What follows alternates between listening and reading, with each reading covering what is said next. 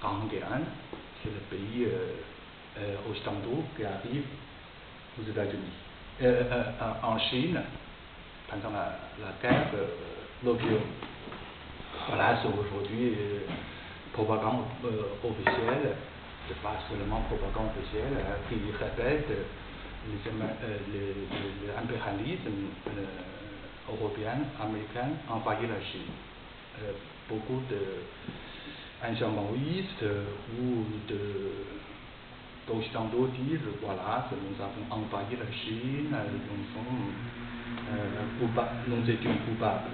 Alors, mais après la guerre, les lettrés à l'époque, les intellectuels se mobilisaient pour sauver la Chine de menaces impérialistes.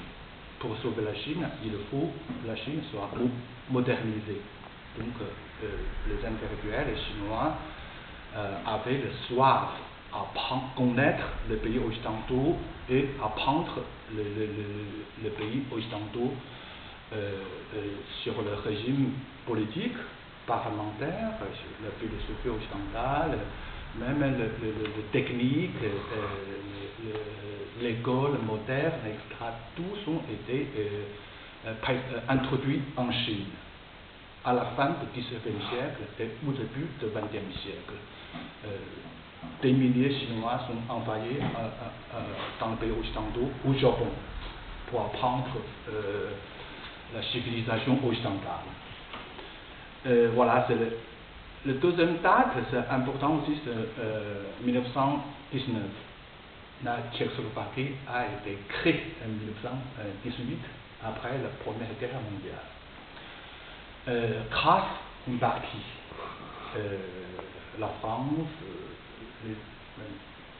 les Américains, déclaration de Wilson, qui rentre l'exige le démantèlement de l'Empire Autriche-Hongrois et puis crée nombreux de pays européens. En Chine, c'est au contraire, c'est que la traité à Paris, à Versailles, qui rend une province importante en Chine, qui était colonie allemande, qui donnait cette colonie allemande au Japon.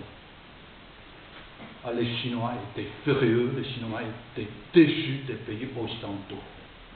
Voilà, c'est que grâce aux pays occidentaux, les pays européens, les petits pays européens ont été créés. Mais en Chine, c'est la première fois pour beaucoup d'intellectuels étaient déchus des pays occidentaux, et à partir de ce moment-là, une grande partie intellectuelle s'est tournée vers la gauche, vers la Russie, révolution russe, qui a été éclatée en 1917, presque au même moment.